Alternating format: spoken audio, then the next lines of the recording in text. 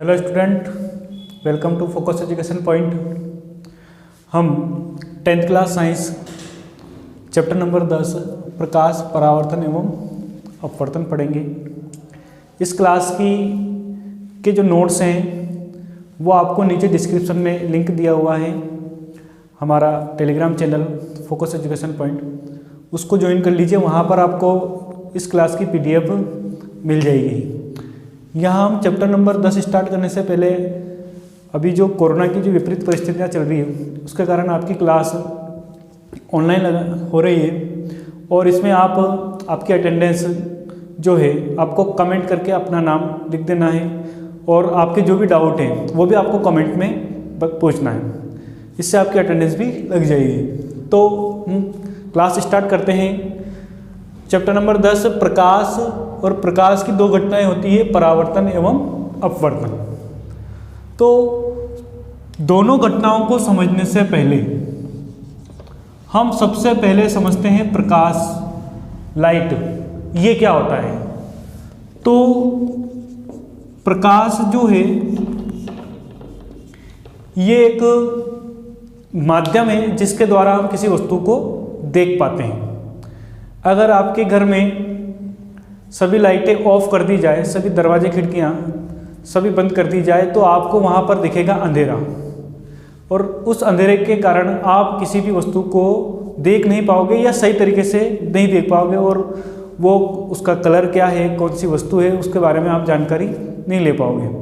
तो बिना प्रकाश के हम किसी वस्तु को नहीं देख पाते हैं या क्लियर नहीं स्पष्ट नहीं देख पाते हैं। वह माध्यम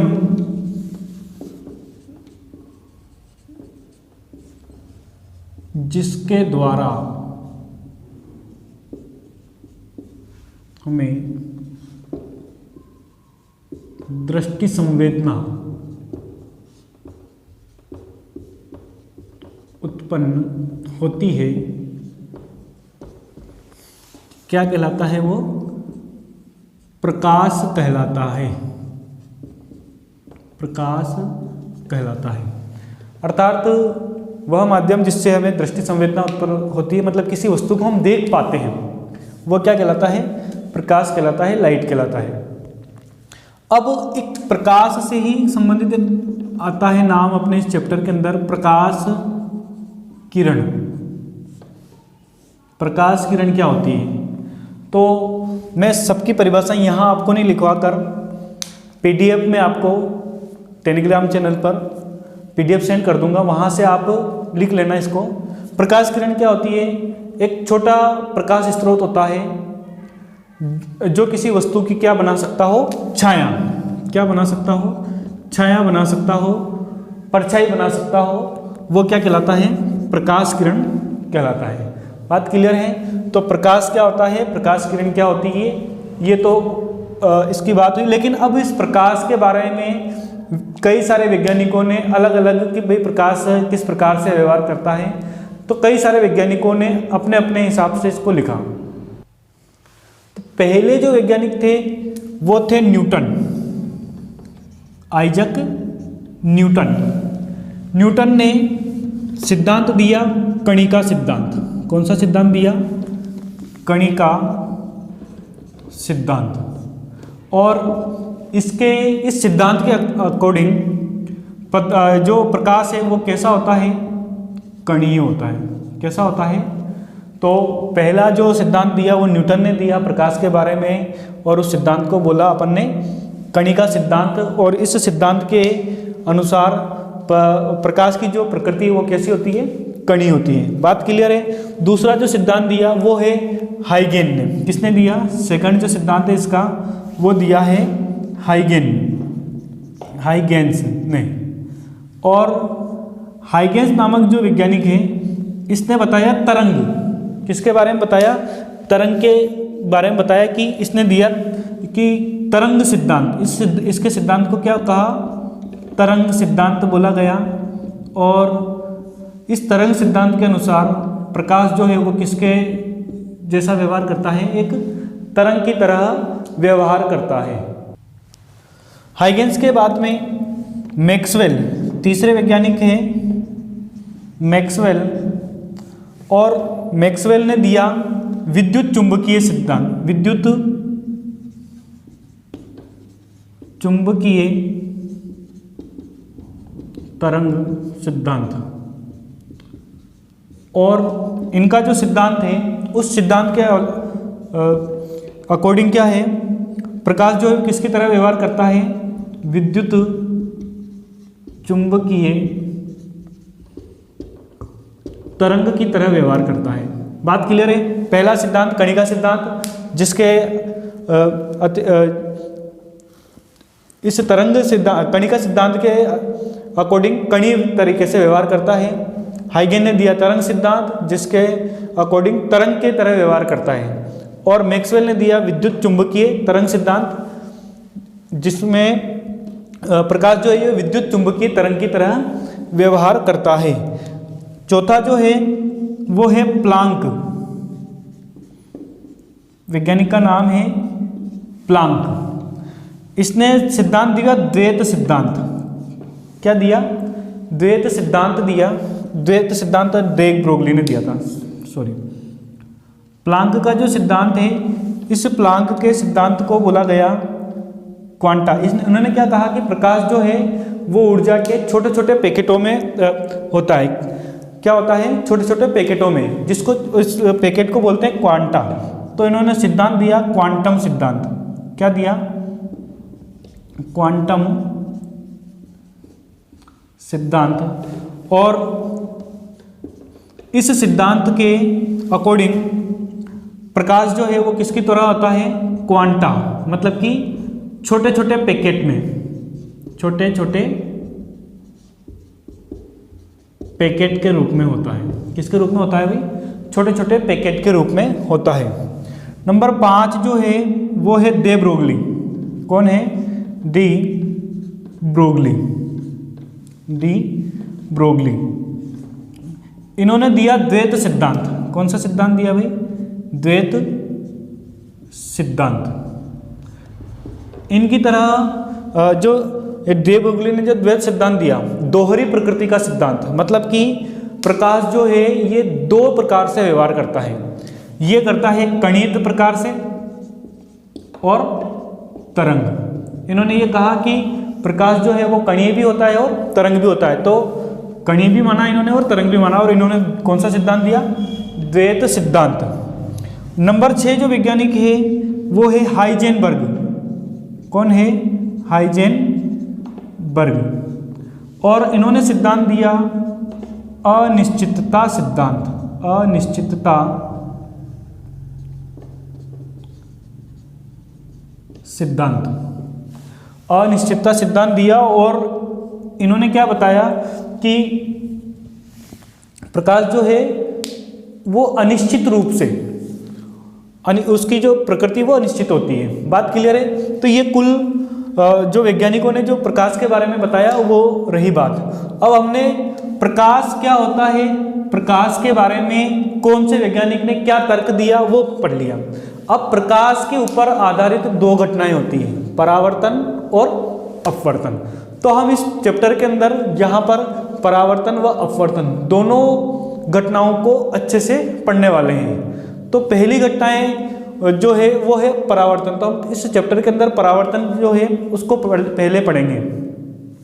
प्रकाश पर आधारित हमारी पहली घटना जो है वो है परावर्तन। परावर्तन पहला वर्ड जो आपने पहली बार सुना होगा, या जो आपने पिछली क्लासेस पढ़ी है उनमें भी साइंस में परावर्तन अपवर्तन से आया है। लेकिन अब परावर्तन को बिल्कुल इजी वे में समझ लेना है कि यदि कोई पृष्ठ है और ये पृष्ठ है परावर्तक पृष्ठ। कौन सा पृष्ठ है? परावर्तक पृष्ठ, है ना। ये पृष्ठ कौन सा है? परावर्तक पृष्ठ। जब कोई प्रकाश किरण इस परावर्तक पृष्ठ से टकराती है, ठीक है, ये कोई प्रकाश किरण, इस प्रकाश किरण को हम बोल देते हैं आपतित किरण। कौन सी बोल देते हैं? आपतित किरण, है ना। ये आई और इस पृष्ठ से टकराई, तो ये क्या हो जाती है? वापस देखो, इस परावर्तक पृष्ठ के इधर एक माध्यम है और इधर दूसरा माध्यम है, तो ये उसी माध्यम में क्या हो जाती है? लौट जाती है। परावर्तक पृष्ठ जिधर से प्रकाश किरण आई, जिस माध्यम से आई उसी माध्यम में वापस लौट गई। जो प्रकाश किरण वापस लौटी उसको बोला अपन ने परावर्तित किरण। क्या कहा?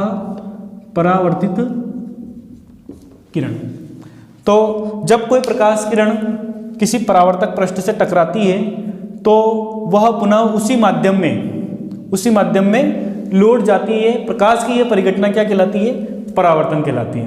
क्या कहलाती है? परावर्तन कहलाती है। अब हम आते हैं कि परावर्तन के नियम। तो परावर्तन के जो नियम हैं, यहाँ जो जिस बिंदु पर ये दोनों, ये इस पर यहाँ होता है अभिलंब, यहाँ पर क्या होता है? अभिलंब। इस चित्र को अच्छे से समझ लेना, यहाँ पर होता है अभिलंब। और आपतित किरण जो इस पृष्ठ से टकरा रही है उसके द्वारा इस अभिलंब पर बनाया हुआ कोण क्या कहलाता है? आपतन कोण। क्या कहलाता है? और इसको लिखते हैं अपन I से। और परावर्तित किरण द्वारा अभिलंब के साथ में बनाया हुआ कोण R, ये कहलाता है परावर्तन कोण। क्या कहलाता है? परावर्तन कोण। पहला नियम जो बनता है इसका, परावर्तन के नियम का, वो बनता है आपतित किरण, परावर्तित किरण और अभिलंब तीनों ही कहाँ होते हैं? एक ही तल में होते हैं। कहाँ होते हैं? एक ही तल में होते हैं। दूसरा पॉइंट, जो दूसरा नियम है कि जो आपतन कोण का मान है वो का वही क्या रहता है? परावर्तन। मतलब एंगल I बराबर एंगल R। मतलब कि यहाँ पर अगर ये 30 डिग्री का कोण है, इस अभिलंब के साथ में कितने डिग्री का कोण बन रहा है? 30 डिग्री। तो इस परावर्तित किरण द्वारा भी कितने डिग्री का कोण बनाया जाएगा? 30 डिग्री का ही कोण बनाया जाएगा। बात क्लियर है? तो आपतन कोण और परावर्तन कोण दोनों के मान कैसे होते हैं? बराबर होते हैं। नंबर 3, आपतित किरण की आवृत्ति और परावर्तन की किरण की आवृत्ति दोनों ही क्या होती हैं? बराबर होती हैं। तो ये 3 नियम हैं। परावर्तन क्या होता है और परावर्तन के नियम, ये तीनों नियम अच्छे से आपने समझ लिए होंगे। और आपको जो लिखने का जो है वो टेलीग्राम चैनल पर जाकर आप उसको ज्वाइन कर लीजिए। वहाँ पर आपको PDF मिल जाएगी इस पूरे चैप्टर की, तो आप वहाँ से उसको लिख सकते हैं नोट्स में। तो आप टेलीग्राम चैनल की लिंक डिस्क्रिप्शन में दी हुई है, वहाँ पर जाकर ज्वाइन कर लीजिए। परावर्तन क्या होता है, परावर्तन के नियम क्या होता है, वो हमने पढ़ लिया। अब हम आते हैं अगले पर। तो अब हमारा अगला टॉपिक चलेगा दर्पण के प्रकार, कि दर्पण कितने प्रकार के होते हैं। तो दर्पण निम्न 2 प्रकार के होते हैं। कोई भी क्वेश्चन पूछा जाए कि दर्पण कितने प्रकार के होते हैं, तो वो निम्न 2 प्रकार के होते हैं। पहला है समतल दर्पण। कौन सा? समतल दर्पण। और दूसरा प्रकार होता है हमारे गोलीय दर्पण। गोलीय दर्पण, समतल दर्पण और गोलीय दर्पण, ये निम्न 2 प्रकार हैं। समतल दर्पण में तो क्या होता है, जो उसकी जो साइज है वो कैसी होती है? एकदम समतल होती है, बिल्कुल सपाट। ठीक है, जैसे आपके घरों में जो अलमारी का जो कांच होता है, जो दर्पण होता है अलमारी में जो लगा हुआ होता है, वो कौन सा दर्पण है? समतल दर्पण है। लेकिन गोलीय दर्पण जो है ये वक्रित होते हैं। कैसे होते हैं? वक्रित, मतलब कि मुड़े हुए, अंदर से या तो उनकी साइज ऐसी होगी या फिर ऐसी होगी। लेकिन समतल दर्पण की जो आकार है वो बिल्कुल ऐसा होगा, है ना। गोलीय दर्पण भी आगे जाके निम्न 2 प्रकार के आ जाते हैं। तो हम पहले समतल दर्पण के, समतल दर्पण से जो बनने वाला प्रतिबिंब है वो कैसा होता है।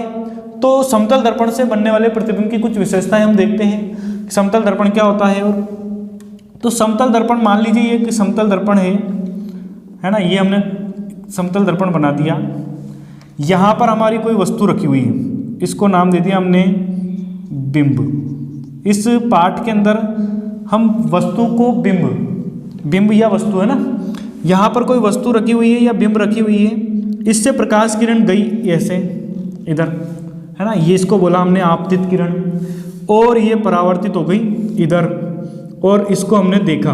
तो इस वस्तु को हमारी आंख क्या करती है, यह आंख, जो व्यक्ति खड़ा हुआ है उसकी आंख, तो ये उस व्यक्ति की आंख, ये इस वस्तु को का जो प्रतिबिंब है वो देख तो रहा है, लेकिन ये प्रतिबिंब यहाँ से थोड़ी, उसको जब इस परावर्तित किरण को जब हम पीछे तक बढ़ाएंगे तो वो प्रतिबिंब कहाँ, ऐसा लगेगा कि वस्तु कहाँ रखी हुई है, पीछे रखी हुई है। कहाँ रखी हुई है, पीछे। इस प्रकार से इसमें प्रतिबिंब बनता है। इस प्रतिबिंब की विशेषता ये होती है, पहला कि ये प्रतिबिंब कैसा होता है, आभासी होता है। जब भी दर्पण के पीछे कोई प्रतिबिंब बनता है वो कैसा बनता है, आभासी बनता है। बात क्लियर। सेकंड, जितनी दूरी पर बिंब रखा होता है उतनी ही दूरी पर प्रतिबिंब बनता है। मतलब कि दूरी कैसी होती है, समान। यहां इस दर्पण से इस बिंब की दूरी है 5 सेंटीमीटर, तो इस दर्पण से इसकी दूरी, प्रतिबिंब की दूरी, प्रतिबिंब पीछे बन रहा है, प्रतिबिंब की दूरी कितनी होगी, 5 सेंटीमीटर। दर्पण के सामने जितनी दूरी पर वस्तु रखी होती है उतनी ही दूरी पर दर्पण के पीछे क्या बनता है, प्रतिबिंब बनता है। किसमें, समतल दर्पण में। बात क्लियर है।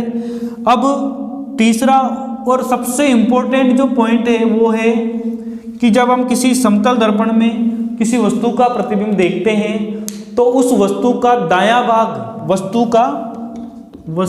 का दायां भाग कैसा दिखाई देता है, बायां। उस वस्तु का दायां भाग कैसा दिखाई देता है, बायां, तथा